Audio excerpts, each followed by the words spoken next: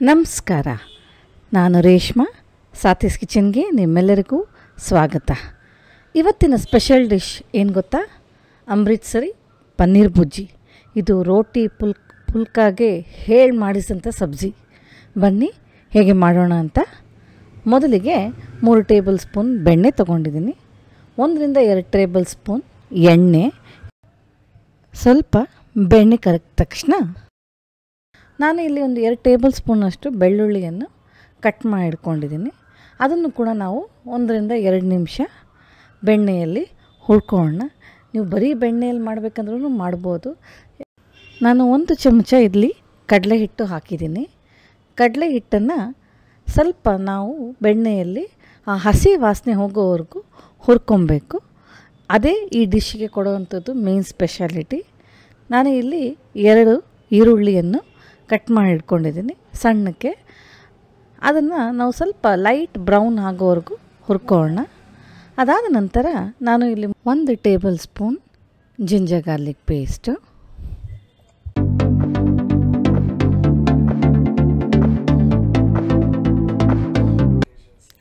ಹಸಿ ವಾಸನೆ ಹೋಗೋವರೆಗೂ ಸ್ವಲ್ಪ ಎಣ್ಣೆಯಲ್ಲಿ ಹುರ್ಕೊಳ್ಳೋಣ.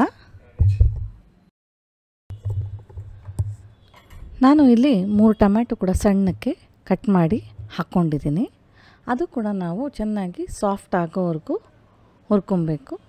ನಾನಿಲ್ಲಿ ಒಂದು ಚೂರು ಉಪ್ಪು ಹಾಕ್ತಿದ್ದೀನಿ. ಉಪ್ಪು ಹಾಕೋದ್ರಿಂದ ಟೊಮ್ಯಾಟೊ ಜಲ್ದಿ ಬೇಗ ಸಾಫ್ಟ್ ಆಗುತ್ತೆ. ಇದನ್ನು ನಾವು ಕವರ್ ಮಾಡಿ ಒಂದು 5 ನಿಮಿಷ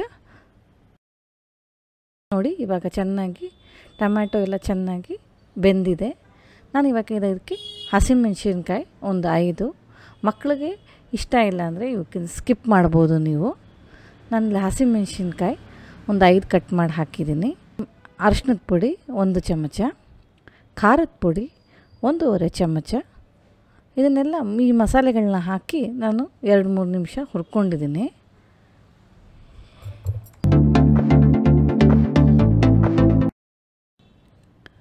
ಇದಕ್ಕೆ ಸ್ವಲ್ಪ ಅರ್ಧ ಚಮಚದಷ್ಟು ಚಾಟ್ ಮಸಾಲ ಹಾಕಿದ್ದೀನಿ. ತಂದೂರಿ ಚಿಕನ್ ಮಸಾಲ ಪೌಡ್ರು 1 ಚಮಚ, ಕಿಚನ್ ಕಿಂಗ್ ಮಸಾಲ ಒಂದು ಅರ್ಧ ಚಮಚ. ಈ ಎಲ್ಲ ಮಸಾಲೆಗಳನ್ನ ಹಾಕಿ ನಾನು 2 ರಿಂದ 3 ನಿಮಿಷ ಎಣ್ಣೆಯಲ್ಲಿ ಚೆನ್ನಾಗಿ ಹುರ್ಕೊಂಡಿದ್ದೀನಿ ಆ ಮಸಾಲೆ ವಾಸನೆ ಹೋಗೋದಕ್ಕೆ. ಆಮೇಲೆ ಅರ್ಧ ಚಮಚದಷ್ಟು ಗರಂ ಮಸಾಲ ಪೌಡ್ರು ಕೂಡ ಹಾಕಿದ್ದೀನಿ. ಈ ಮಸಾಲೆ ಹಾಕೋದ್ರಿಂದ ತುಂಬ ಟೇಸ್ಟಿಯಾಗಿರುತ್ತೆ. ನಾನು ಈ ಮಸಾಲೆಗಳನ್ನೆಲ್ಲ ಸ್ವಲ್ಪ ಬೇಯೋದಕ್ಕೋಸ್ಕರ 1 ಕಪ್ ನೀರು ಕೂಡ ಹಾಕಿ ಅದನ್ನು ಒಂದು 3 ರಿಂದ 4 ನಿಮಿಷ ಬೇಯಿಸ್ತೀನಿ. ಅದಾದ ನಂತರ ರುಚಿಗೆ ತಕ್ಕಷ್ಟು ಉಪ್ಪು. ನಾನು ಇಲ್ಲಿ ಪನ್ನೀರನ್ನು ಒಂದು 400 ಗ್ರಾಮಷ್ಟು ತೊಗೊಂಡು ಕ್ರಷ್ ಮಾಡ್ಕೊಂಡಿದ್ದೀನಿ. ಅದು ಕೂಡ ಹಾಕ್ತಾಯಿದ್ದೀನಿ. ಪನ್ನೀರನ್ನು ಕ್ರಷ್ ಮಾಡಿಬಿಟ್ಟು ಚೆನ್ನಾಗಿ ಮಿಕ್ಸ್ ಮಾಡ್ಕೊಳ್ಳೋಣ.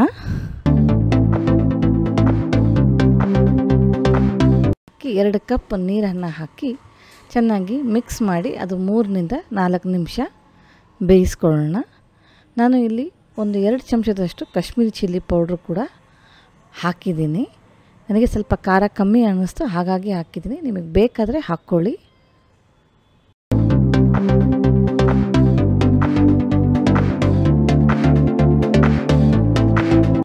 ಕೊನೆಯದಾಗಿ ಸ್ವಲ್ಪ ಕಸೂರಿ ಮೇಥಿ 1 ಚಮಚ ಹಾಗೂ ಕೊತ್ತಂಬರಿಯನ್ನು ಹಾಕಿ ಸರ್ವ್ ಮಾಡಿದ್ರೆ ರೋಟಿ ಜೊತೆ, ಚಪಾತಿ ಜೊತೆ, ಪುಲ್ಕಾ ಜೊತೆ.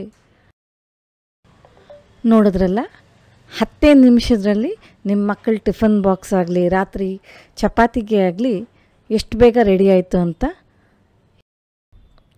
ಒಮ್ಮೆ ಟ್ರೈ ಮಾಡಿ, ನಿಮಗೆ ಖಂಡಿತ ಇಷ್ಟ ಆಗುತ್ತೆ. ಮತ್ತು ಲೈಕ್, ಶೇರ್, ಸಬ್ಸ್ಕ್ರೈಬ್ ಮಾಡೋದನ್ನು ಮರಿಬೇಡಿ. ಮತ್ತೆ ಈ ಥರ ಹೊಸ ರೆಸಿಪಿಯೊಂದಿಗೆ ಮತ್ತೆ ಸಿಗೋಣ. ಅಲ್ಲಿಯವರೆಗೂ ಧನ್ಯವಾದಗಳು.